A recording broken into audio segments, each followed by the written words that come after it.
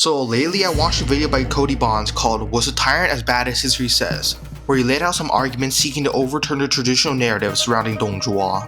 I like to know that he did say in a pinned comment that the video was not attempting to justify genocide, but was trying to open a conversation on the subject. So today, I'd like to continue this conversation by first explaining the life and reign of Zhuo and the true story behind the supposed tyrant of Luoyang. Growing up on the frontier of the Han Empire, Zhuo's home province was often ravaged by Xiongnu raids and eternal rebellion from the Qiang people, who formed a large chunk of Liang province's population. This led to a highly militarized environment, one that Zhuo thrived in. At a young age, he had already excelled at swordsmanship, horse riding, and archery. He would then go on to lead several malicious victories against the Qiang as a young adult. In light of these victories, in 165 CE, he was recommended to a prestigious military post in Luoyang, but returned to his home province 2 years later to suppress another Qiang rebellion.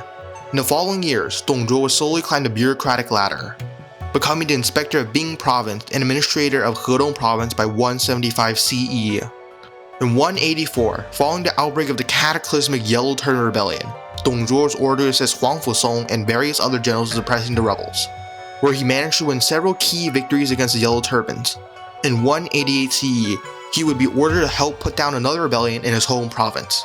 After suppressing the rebellion, Zhuo would be twice promoted by the imperial court and twice rebuffed the offer, citing that his men begged him to stay, masking his unwillingness to leave the comfort of his home province, where his supporter base was.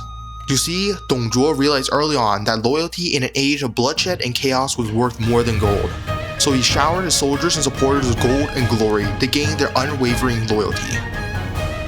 Following the death of Emperor Ling in 189 CE, He Jing, the Grand Marshal of the Empire, called in Zhuo to help him weed out the eunuchs, who had plagued the dynasty for so long. However, just miles outside of the capital, He Jing changed his mind in order for Zhuo to stop. But it was too late. Zhuo was at the steps of the capital and he wasn't about to stop now.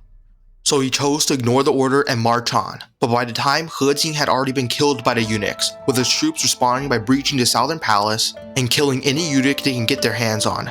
With the city in chaos, the emperor, alongside his brother, fled the city, straight into the hands of Zhuo. Zhuo would escort the emperor back into the city, becoming de facto head of government. 3 days later, he would overthrow the current emperor, Liu Bian, for his younger brother, Liu Xie, and declare himself chancellor. Liu Bian would be poisoned 6 months later under the orders of Zhuo.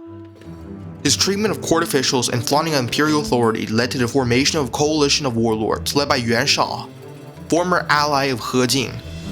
In 190 CE, with his hold over Luoyang increasingly threatened by the warlords, Zhuo decided to burn the capital to the ground and retreat to the more strategically placed city of Chang'an.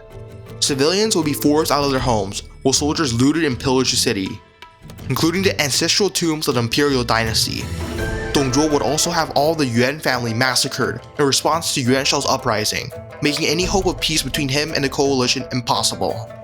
From his new capital of Chang'an, Zhuo allowed his troops to loot, rape, and pillage the countryside in order to placate them. He would also host huge banquets accompanied with the torture of his enemies, which included boiling them to death in oil and cutting off their limbs and appendages. Thousands of officials would be killed in his reign of terror, which only ended when his adopted son Lu Bu killed him in a quarrel for the hand of Giao Chan. His dead body would be then set on fire, with some saying that he was so large and fat that he burned for 3 straight days before the fire finally went out. Zhuo was the final nail in the coffin for the Han Dynasty. His lieutenants would squabble and bicker following his death, while the emperor would be captured by Cao Cao and eventually deposed by his son. The Han Dynasty, which had lasted 400 years, would be snuffed out, weakened by the eunuchs and rebellions before being dealt a fatal blow by Zhuo. Now that we've gone through a quick run-through of Zhuo's biography, we can move on to Cody video. So the first major argument he makes is that Zhuo is ordered to go to Luoyang to take out the eunuchs.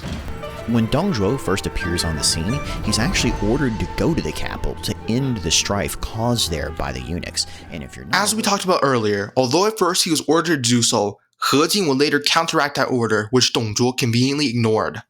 Decisive evidence that his march to Luoyang was motivated by a desire to seize power, and not to wipe out the eunuchs and then go back to his far-flung province as a loyal general of the Han Dynasty.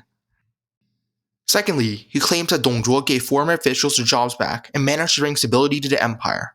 he restored stability and corrected the wrongs done by the 10 regular attendants. He even made sure to give some people back their positions. Now, sure, you can argue this was just to win the support of the people, but it still gives him merit. While Dong Zhuo did reappoint some former officials their jobs, he also lined the court with his supporters while bullying and killing anybody who stepped out of line. In a notable example, Dong Zhuo had He Jing's brother, He Miao, and his mother killed and thrown into the streets. He would often have rebellious officials dragged out of court and decapitated on the spot. My point is that the small good he did do is overwhelmed by the corrupt and self-serving acts he also did. Dong Zhuo would also not bring stability to the ailing empire. His tyrannical way of ruling led to warlords across China uniting against him, fighting a devastating civil war that would prove to be the end of the Han Dynasty. His armies would also terrorize the local populace. In Yangchen, he would allow soldiers to kill all the men, cutting their heads off and mounting them on wagons, before taking all the valuables and women in the city. Gives him merit. Later on, he goes to depose the emperor, but this same emperor wasn't even the true emperor, you could argue. The late emperor had named a completely different person to claim the throne, and Yuan Shao had put a pretender on the throne. If anything, Dong Zhuo was righting another wrong. Dong Zhuo's main mission in overthrowing Liu Bian and installing Liu Xi on the throne was not to right a wrong, but to have a better puppet emperor. Liu Bian was around 16 by then, while Liu Xi was just 8. I think it goes without saying that an 8-year-old would be much easier to control than a 16-year-old on the brink of adulthood. Secondly, there was no wrong to right. Emperor Ling died without naming an heir, even though he did favor Liu Xie. Furthermore, Yuan Shao never installed Liu Bian. It was He Jing, alongside his sister, the Empress Dowager, who did. One of his first big grievances was ordering his guards to carry arms while he was at the palace, which made sense as they're in the middle of a civil war and under a constant threat of attack. And later on, Dong Zhuo took to wearing armor all the time, but this was only after a failed assassination attempt.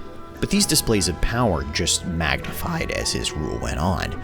He took the royal concubines for himself, which is a supreme no-no.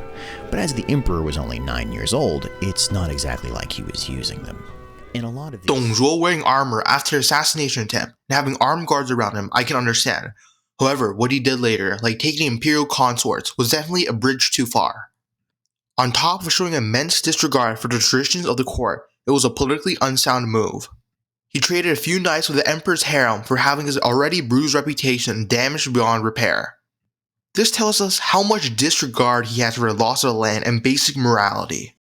But from Dong Zhuo's perspective, he's in the middle of not only a civil war, but a civil uprising, and needed to use every item at his disposal to reassert the power of the Han Empire. These gross power displays were an effective way in ensuring that resistance was minimal and preventing further bloodshed. It's the classic argument, would you kill one to save 100? But instead, it's would you torture one to prevent a war that would kill millions?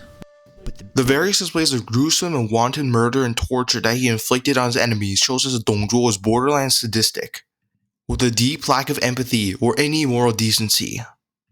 If his goal in these acts was to inspire fear in his enemies, it totally backfired in his face.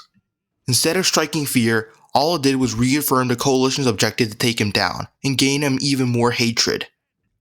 After all, how can we have a chancellor of the state who tortures people for his amusement?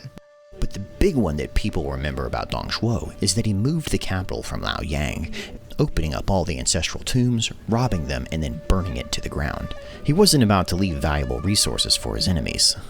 Taken from another perspective, it almost sounds like Dong Zhuo was employing a scorched earth policy to make sure that his enemies pursuing him didn't have anything to use in his wake. While it was a strategically smart move to abandon Luoyang in favor of Chang'an, he still could have managed it in a much more humane way. Allowing your soldiers to loot the city and even the tombs of the Han Dynasty was unnecessary. The coalition wouldn't have grave robbed the tombs of the Han emperors because a major part of their legitimacy came from a will to restore the Han Dynasty and the rule of law. If they were seen grave robbing, that would rid them of all legitimacy. Extreme situations require extreme tactics. Abraham Lincoln allowed William Tecumseh Sherman to burn everything from Atlanta to Savannah, but it doesn't exactly taint his memory today. You can't help but wonder if Dong Zhuo had won the war, what we would think about him now. There wouldn't have been an extreme circumstance without his flaunting of traditions and his power lust. The coalition and subsequent civil war only started because of his overthrow of the rightful Han emperor to place a puppet on the throne. Comparing Sherman and Dong Zhuo as such would be wrong, as Sherman didn't cause the American Civil War, nor did he engage with the same bloodlust Dong Zhuo did with his enemies. While I may seem critical of Cody Bonds in his video, I actually enjoyed his video a lot, and it was really interesting thinking of another portrayal of a commonly reviled character. If you guys have any thoughts or opinions of the video, whether you agree or disagree with me, let me know in the comment sections below and I'll try and get back to you. But for now, that's going to have to be it. Thanks for watching and I'll see you in our next one.